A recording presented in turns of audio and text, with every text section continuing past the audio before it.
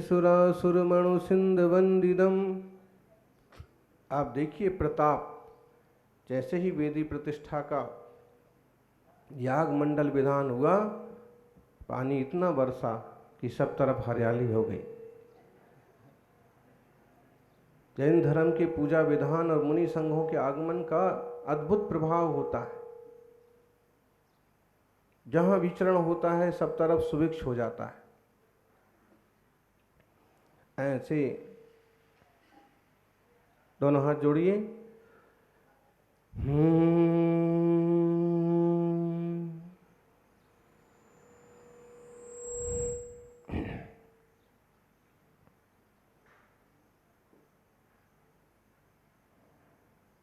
भवार्णवे जन्तु समूह में नौमाकर्षयामासै धर्मपोतात् मज्जन्तमुद्भिक्षेण शापि त्रिवर्धमानं प्रणमाम्यहं तम्। वर्तमान जिन शासन नायक वर्धमान महावीर भगवान की, जोर से बोलिए। चैतन्य चमत्कारी पार्श्वनाथ भगवान की, आचार्य श्री आदि सागर महावीर कीर्ति विमल सागर महाराज की, तपस्वी सम्राट गुरुदेवाचार्य श्री सन्मति सागर जी महाराज की,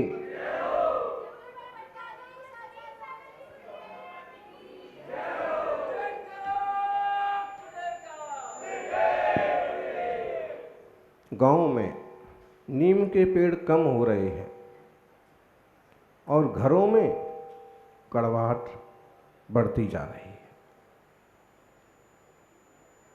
जुबान में मिठास कम हो रही है और शरीर में शुगर बढ़ती जा रही है। किसी ने सच ही कहा है कि जब किताबें सड़क किनारे बिकेंगी और जूते कांच के शोरूम में बिकेंगे, तब समझना कि लोगों को ज्ञान की नहीं, जूतों की ज़्यादा ज़रूरत है। कई बार लोग ज्ञान से नहीं सुधरते, जूतों से सुधरते। आज देख लीजिए आप, जैसे पहले सोने चांदी की दुकानें हुआ करती थीं, वैसे आजकल जूते चप्पल की दुकानें होती हैं। जैसे कीमती सामान की दुकानें हुआ करती थी, वैसे आजकल सैलून होते हैं बाल कटवाने के लिए।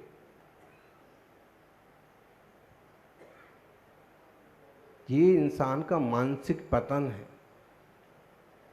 किताबों की दुकानों के दर्शन दुर्लभ हो गए और सिनेमा घर घर में हो गए।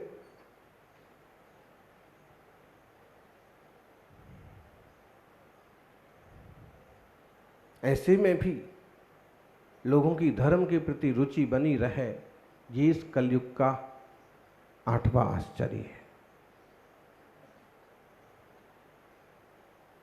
जब भोग विलास के सारे संसाधन उपलब्ध हों, फिर भी भगवान में रुचि हो, ये कोई सौभाग्यशाली जीवों का सौभाग्य है। फिर भी धर्म के नाम पर आजकल जो कुछ हो रहा है, सब कुछ सही थोड़ी हो रहा है।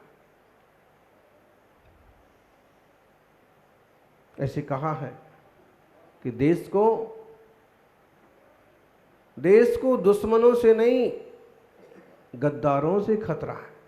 आप देख लीजिए, सेना की जानकारियां कोई सैनिक या कोई 2 नंबरी आदमी इधर से उधर कर देता है और पूरी सेना खतरे में पड़ जाती है। कोई नेता इस देश की बात उस देश में भेज देता है, देश नुकसान में पड़ जाता है। इसलिए कहते हैं कि देश को दुश्मनों से नहीं, गद्दारों से खतरा है। खजानों को चोरों से नहीं, चौकीदारों से खतरा है, रखवालों से खतरा है। आज इस कलयुग में धर्म को भी लोगों ने धंधा बना दिया। और धर्म को नास्तिकों से नहीं, धर्म के ठेकेदारों से खतरा है। आपस में लोगों को लड़ाने का काम कौन करते हैं? ठेकेदार टाइप के लोग। एक सच्चा महात्मा होगा वो भी किसी को नहीं लड़ाएगा, एक सच्चा धर्मात्मा होगा वो भी कभी द्वंद्व की बात नहीं करेगा। लेकिन धर्म के नाम पर अपनी प्रतिष्ठा बनाने वाले लोग आपस में भिड़ते हैं, आपस में भिड़ाते हैं। आपको मालूम होना चाहिए, इतिहास में धर्म के नाम पर जितने युद्ध हुए, धर्म के नाम पर जितनी हिंसा हुई, उतनी हिंसा और किसी नाम पर नहीं हुई। गजब की बात है, धर्म के लिए और हिंसा। धर्म तो अहिंसा है, धर्म तो करुणा है, दया है, प्रेम है, और उसके नाम पर हिंसा हो। लेकिन हुआ, कहते हैं पहले और दूसरे विश्व युद्ध में जितने लोग नहीं मारे गए, जितने लोग धर्म और संप्रदाय में आपसी रंजिश में मारे गए। और यूं भी देखें तो जो हजारों लाखों यहूदियों का कत्ल हुआ था, वो भी तो यही था, एक तरह से यहूदी धर्म को खत्म करने की तैयारी। हिटलर ने जो किया, दुनिया बहुत खतरनाक है, और धर्म और संप्रदाय का जहर इतना खतरनाक होता है कि वो इंसान को भी इंसान नहीं गिनते। आप देखिए, धर्म के नाम पर लोग कितने कत्ल कर देते हैं और फिर बाद में आवाज लगाते हैं जोर की। धर्म है क्या? जहां हिंसा है, झूठ है, चोरी है, कुशील है, परिग्रह है, वो सब अधर्म है, पाप है। जहां दया है, करुणा है, प्रेम है, सदाचार है, अपनापन है, वो धर्म है। धर्म का मतलब है शांति में जो धरे, धर्म का मतलब है आत्म कल्याण में जो धरे, वो धर्म। और जिससे जीवन में अशांति हो, क्लेश हो, वो क्या है? अधर्म है। सौभाग्यशालियों, जीवन उसी का मस्त है, जीवन उसी का मस्त है जो स्वयं के कार्य में व्यस्त है।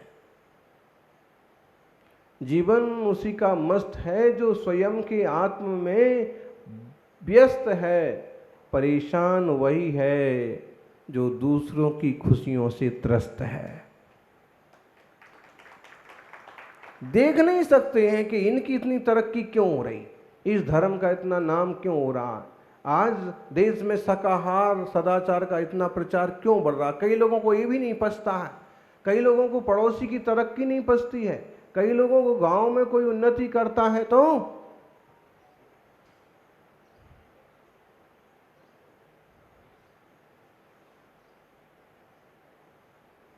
जमता नहीं है।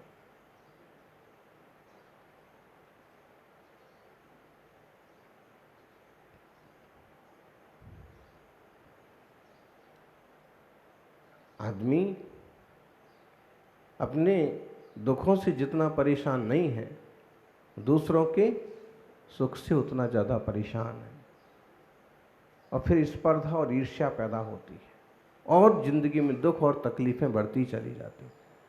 अगर हम थोड़े आत्मसंतुष्ट होना सीख लें, अपने में रहना सीख लें, तो कई सारी समस्याएं यूं हल हो जाएं।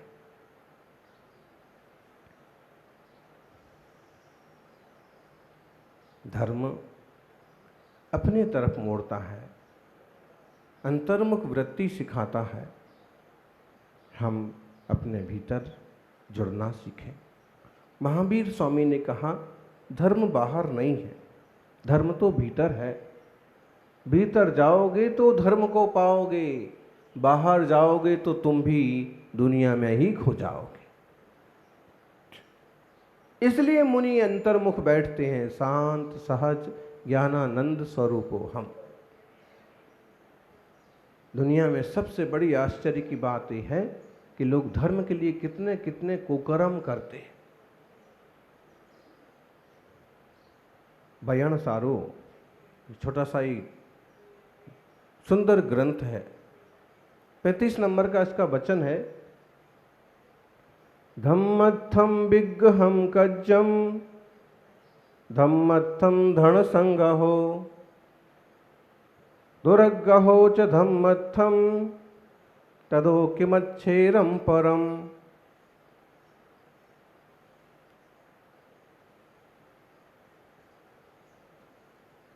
बहुत सटीक।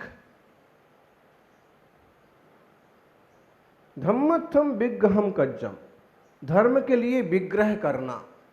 विग्रह का मतलब झगड़ा करना, झगड़ा करवाना, लोगों को आपस में भिड़ा देना। धम्मत्थम विग्रहम कज्जम, धम्मत्थम धन संगहो, और धर्म के लिए धन का संग्रह करना। दुराग्रहो च धम्मत्थम, और दुराग्रह करना धर्म के लिए। तो यहां कहा है कि इससे बड़ा आश्चर्य और क्या होगा। धर्म के लिए तुम्हें झगड़ा करना पड़े, धर्म के लिए रुपया पैसा इकट्ठा करना पड़े, धर्म के लिए तुम्हें दुराग्रह करना पड़े, हट करना पड़े, तो बोले इससे बड़ी आश्चर्य की बात और कुछ नहीं है। क्यों? जहां ये चीजें हो रही हैं वहां धर्म ही नहीं है। क्या? जहां तुम्हें झगड़ना पड़े, झगड़ाना पड़े, वहां धर्म नहीं है, वहां कसाय है, वहां अभिमान है, और अभिमान तो पाप का मूल है। दया धर्म का मूल है, पाप मूल अभिमान। तुलसी दया न छोड़िए जब लग घट में प्राण। दया है धर्म का मूल।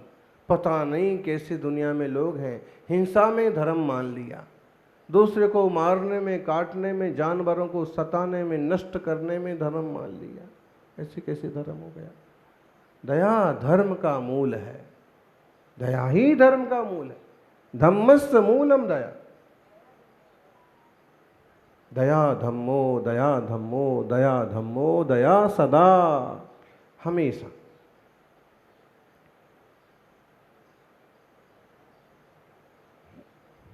इसलिए दया भाव जीव मात्र के प्रति, किसी को कष्ट ना हो, किसी को दुख ना दो।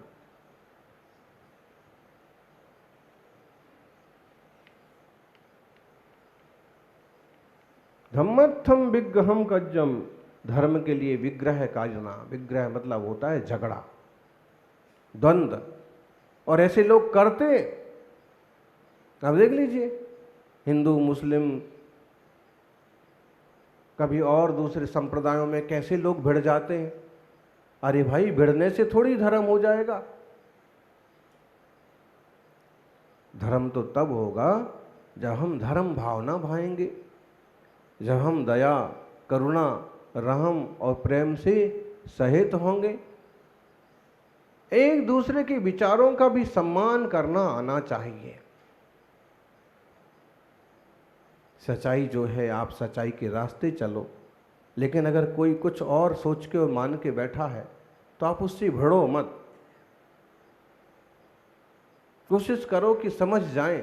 नहीं समझ रहे तो झगड़ा करने से क्या फायदा।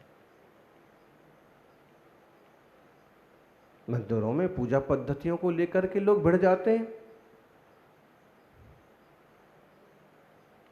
वो कहेंगे ये सही है, वो कहेंगे ये सही है। सही कौन सा है? कई बार श्रावकों के प्रश्न आते हैं, बोले अमुक पंडित जी आए तो कहे ऐसा ऐसा करना, अगले साल अमुक पंडित जी आए तो ये क्या करते हो तुम लोग, ऐसा नहीं करना। अमुक महाराज जी आए, वो कुछ और ही बता गए। तमुक महाराज आए, वो कुछ और ही बता गए। समाज का ये हाल हो गया कि अच्छा खासा एकजुट रहने वाला समाज आपस में चेंचे करने लगा कि हम तो ऐसा करेंगे, हम तो ऐसा करेंगे, ये सही है, इनने ऐसा कहा था।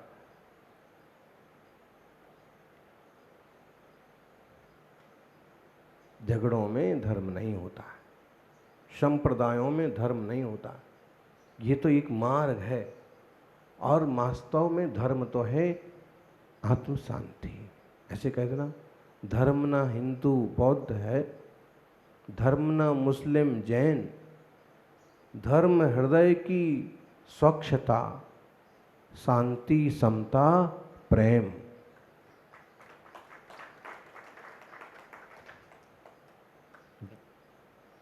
संसार में अब कोई ऐसा मजहब लाया जाए, संसार में अब कोई ऐसा मजहब लाया जाए जिसमें इंसान को सिर्फ इंसान बनाया जाए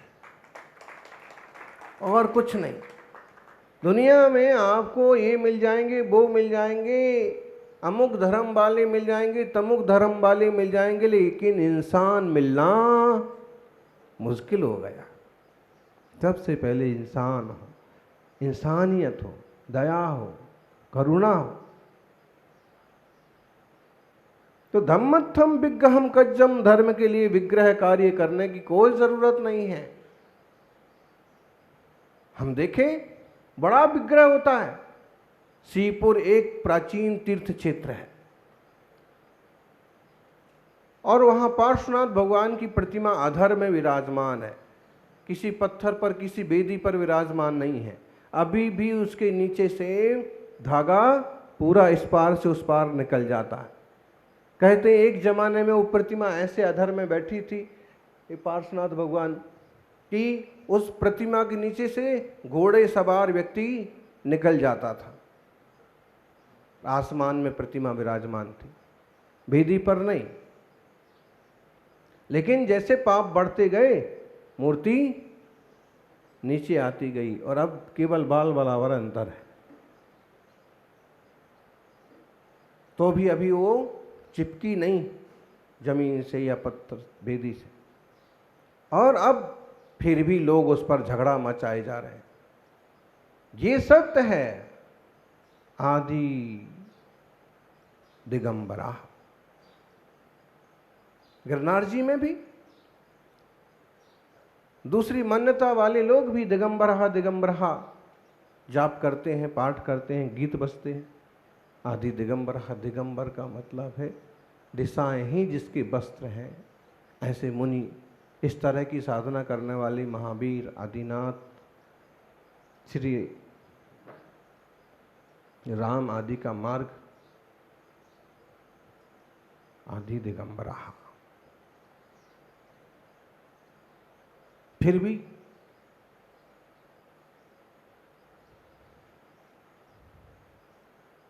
प्राकृतिक रूप है दिगंबरत्व, प्राचीनतम धर्म है।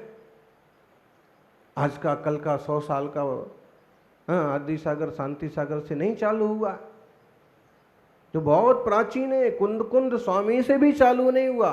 महावीर स्वामी भी इसके संस्थापक नहीं है, वो भी एक तरह से इसके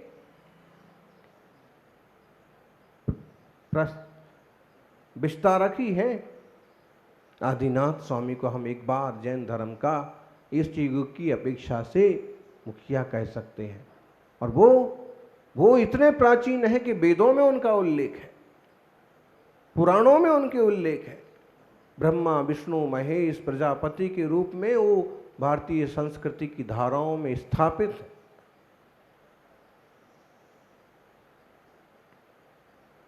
फिर भी लोग इस महान जिन शासन को नीचा दिखाने की कोशिश करते।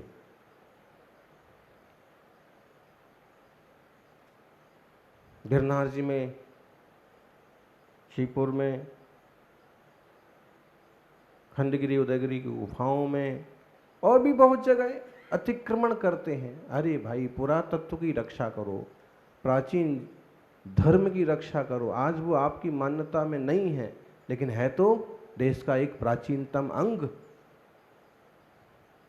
नहीं, झगड़ा करेंगे। श्रीपुर में भी झगड़ा है ना।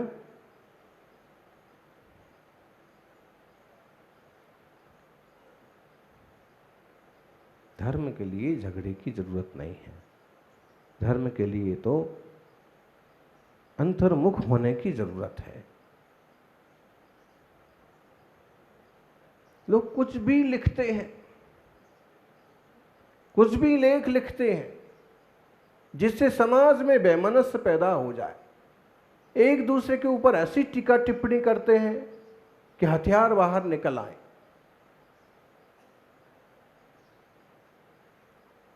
कहीं गौ हत्या कर देंगे, कहीं किसी धर्मायतन की तोड़ फोड़ कर लेंगे। और ऐसा करने वाले कौन है?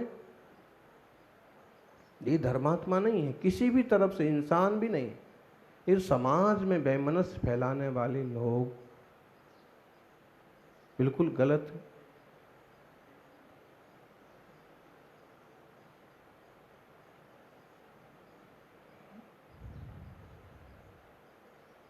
कई बार एक ही धर्म में दो संप्रदाय हों, वही आपस में भिड़ जाते हैं। जैनों में दिगंबर जैन, श्वेतांबर जैन, प्राचीनतम दिगंबर जैन है। बड़े बड़े इतिहासकार, बड़े बड़े शास्त्रों में सब उपलब्ध है।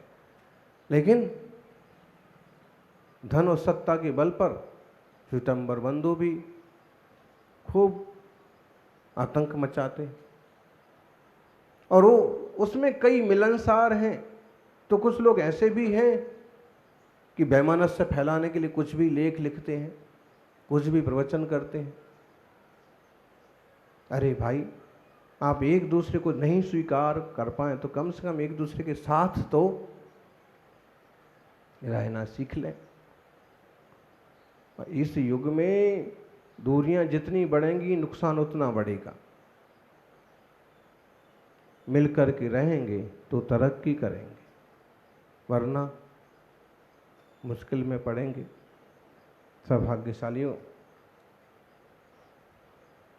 धम्मत्थम विग्घम कच्चम, धर्म के लिए झगड़ा नहीं होने चाहिए। गांव गांव में, मंदिरों में झगड़े हो जाते हैं। अध्यक्ष पद को ही लेके कहो झगड़े हो जाएं, मुझे अध्यक्ष बनना, मुझे अध्यक्ष बनना।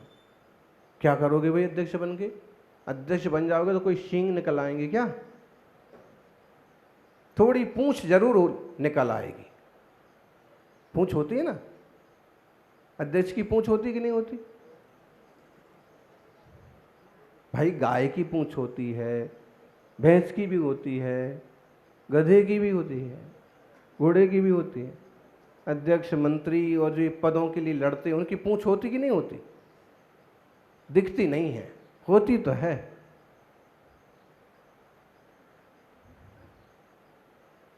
भाई पूछा ही तो जाता, सबसे पहले यही तो पूछा जाए कि अध्यक्ष कौन है, पूछा कि नहीं? पूछ नहीं तो पूछ हो गई। बोले गांव में इनकी तो बिल्कुल पूंछ है ही नहीं। मतलब एक आदमी ये ऐसा है गांव में कि इसकी बस पूंछ नहीं है, बाकी।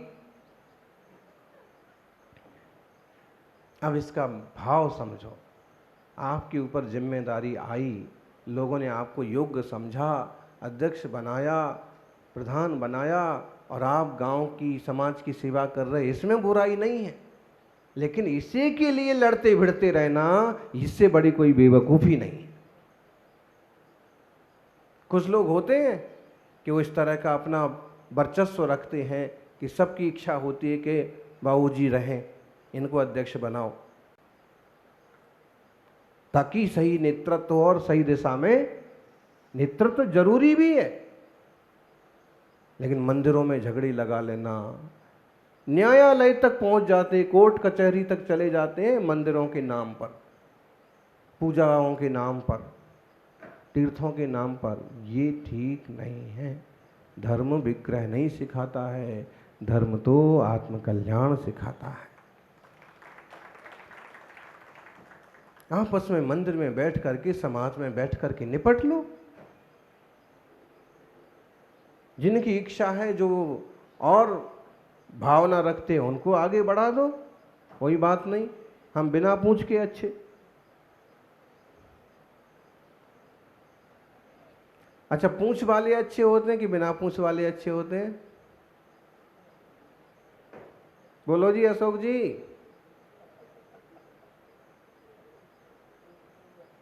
बड़ा मुश्किल है। अगर हम कहें बिना पूछ वाले अच्छे होते हैं तो भी मुश्किल, और कहें पूछ वाले अच्छे होते हैं,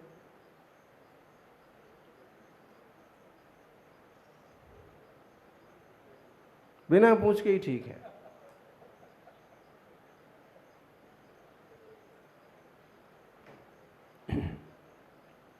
देखो, आपके आचार विचार से, आपके अच्छे व्यवहार से आप वहाँ समाज में सम्मान बनता है।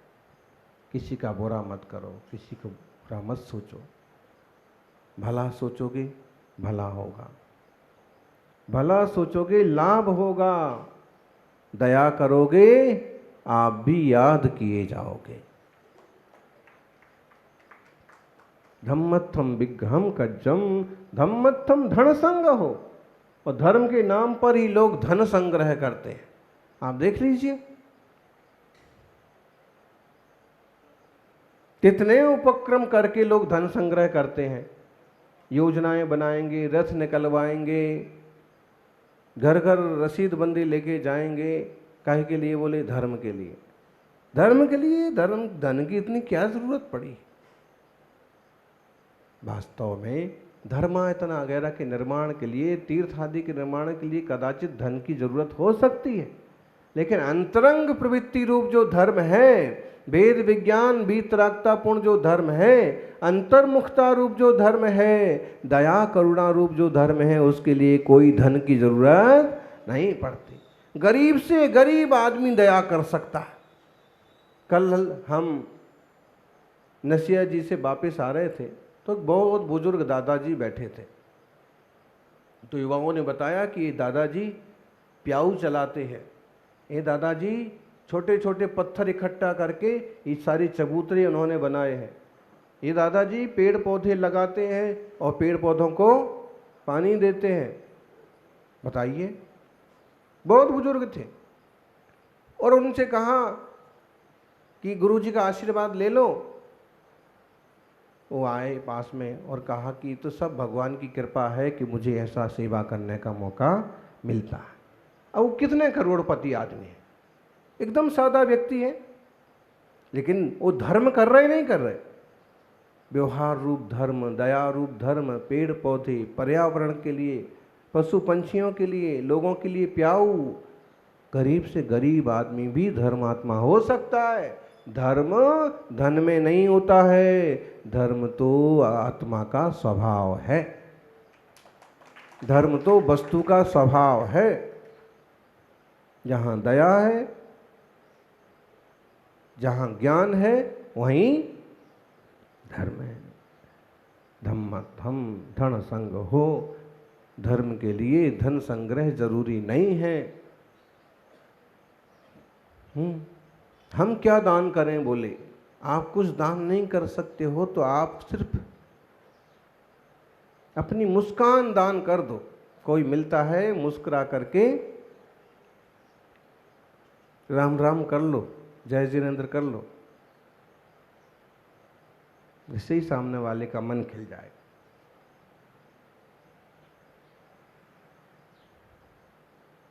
धम्मत्थम धन संग हो। पहले हम धन इकट्ठा करेंगे, फिर हम धर्म करेंगे, कोई जरूरी नहीं है। पता नहीं कब धन इकट्ठा होगा। और एक बात है, दुनिया में धन वाले तो एक से एक पड़े हैं, लेकिन धर्म का उनके जीवन में नाम निशान तक नहीं है। एक सज्जनार कहने लगे महाराज जी बेटा हाथ से निकल गया। हमने कहा कैसे निकल गया है? सुनता ही नहीं है, मंदिर जाता ही नहीं है, दोस्तों के साथ क्लब में पड़ा रहता है, बियर बार में चला जाता है। हमने कहा कब से ऐसा हुआ? पहले तो सब साथ में ही रहते थे, बढ़िया था। जब से कमाई ज़्यादा बढ़ी, कमाई ज़्यादा बढ़ी, या तो उसको धर्म की दिशा में लगा दो, दीन दुखी गरीबों की सेवा में लगा दो, गौशाला में लगा दो।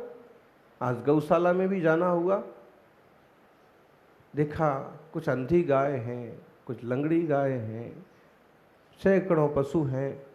और वहाँ के जो कार्यकर्ता थे ने बताया कि सब गुरुजनों के आशीर्वाद से सब बेड़ा पार होता है, सब आराम से चलता रहता है।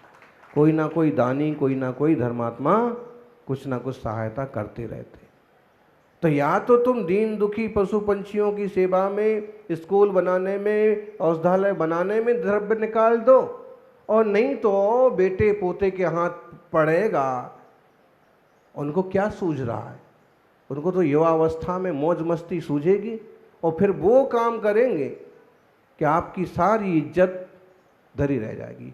और उसी के हाथों अगर आपने उसको धर्म ध्यान सिखाया, सही जगह पैसा लगाना सिखाया, तो वही सेवा करके पुण्य भी कमाएगा, परिवार का नाम भी आगे बढ़ाएगा।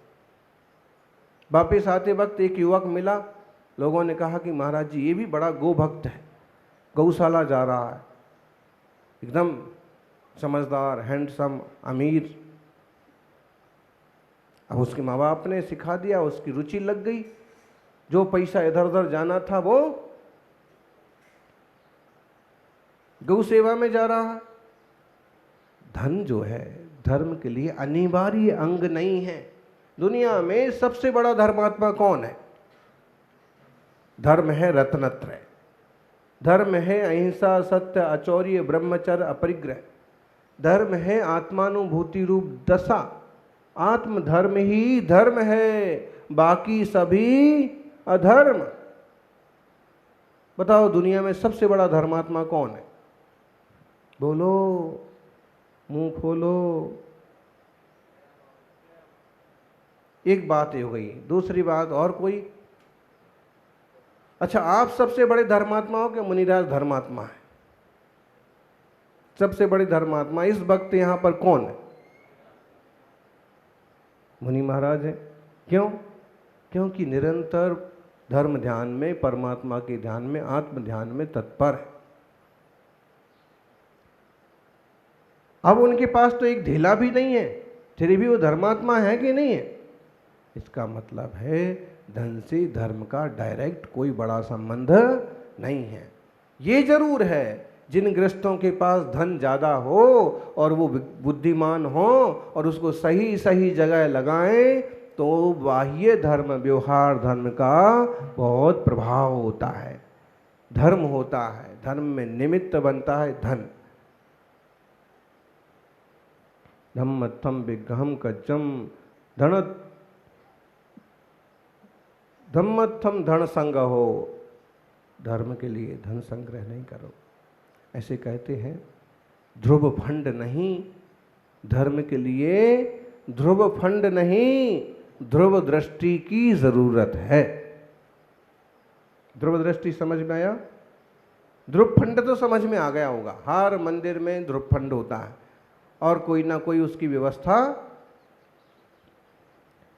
ध्रुव फंड नहीं, आत्म कल्याण के लिए ध्रुव दृष्टि की जरूरत है। ध्रुव दृष्टि मतलब अपनी आत्मा। अध्रुव का मतलब होता है अनित्य। दुनिया में सारी चीजें अनित्य हैं, सभी कुछ बदलता रहता है, सभी कुछ धीरे धीरे मिटता जाता है। शरीर भी धीरे धीरे बच्चे से बड़ा हो गया, बड़े से युवा हो गए, युवा से बूढ़ा हो गया, लेकिन आत्मा तो आज भी वह का वही है। तो आत्म दृष्टि करने की जरूरत है, ध्रुव दृष्टि करने की जरूरत। ध्रुव जो कभी नष्ट नहीं होगा। हमारा अपना आत्मा आत्मा रूप से कभी नष्ट होने वाला नहीं है। गजब की बात है, जो हमारा है, जो नष्ट नहीं होना है, लोगों को उसकी फिक्र नहीं है। जो हमारा नहीं है और जो नष्ट हो जाना है, उसकी ज्यादा फिक्र है।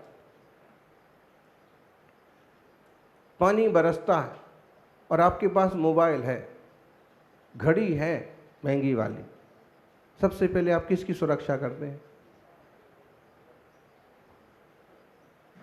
अपनी नहीं करते।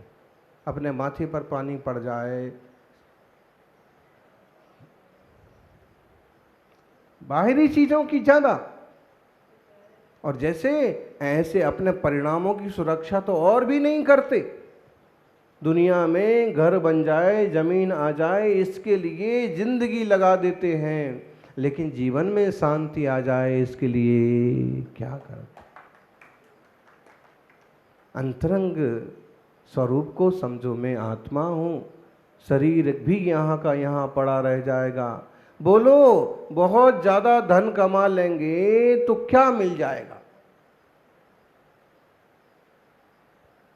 बोलो जी, पाटनी जी, काला जी, गोरा जी, क्या मिल जाएगा?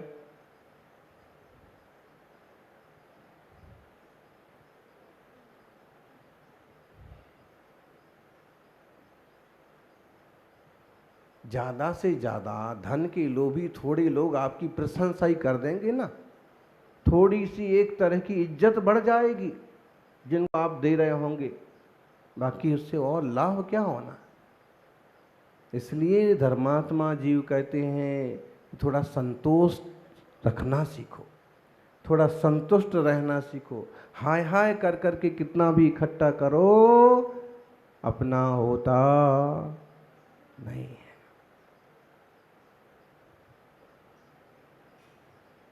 ध्रुव दृष्टि करो, ध्रुव फंड के चक्कर में नहीं पड़ो, ध्रुव दृष्टि के चक्कर में पड़ो तो सारे चक्कर से मुक्त हो जाओगे। दुरग्रहो च धम्मत्थम, धर्म के लिए दुराग्रह करते हैं लोग, ऐसा ही होगा, ऐसा ही करेंगे। दुराग्रह क्यों करते हो, झगड़े का माहौल क्यों बनाते हो? अरे भाई उसकी अपनी रुचि है, आपकी अपनी रुचि है, ठीक है, उसे अपने हिसाब से करने दो, आप क्यों दुराग्रह करते हो? देखो आप अपने रास्ते चलते रहोगे तो कोई झगड़ा नहीं होगा, लेकिन आप दूसरे का रास्ता बदलने की कोशिश करोगे तो जंजाल पैदा हो जाएगा। वो कहेगा कि तुम अपने रास्ते चलो, मुझे अपने रास्ते चलने दो। प्रेम से, प्रीति से अगर कोई आपकी बात समझे तो समझाओ, बाकी झगड़ा टंटा करके आप किसी को बदल सकते नहीं। जैसे ऐसा होता था, मार मार के मुल्ला बना देते थे, मार मार के मारवाड़ी बना देते हैं अब।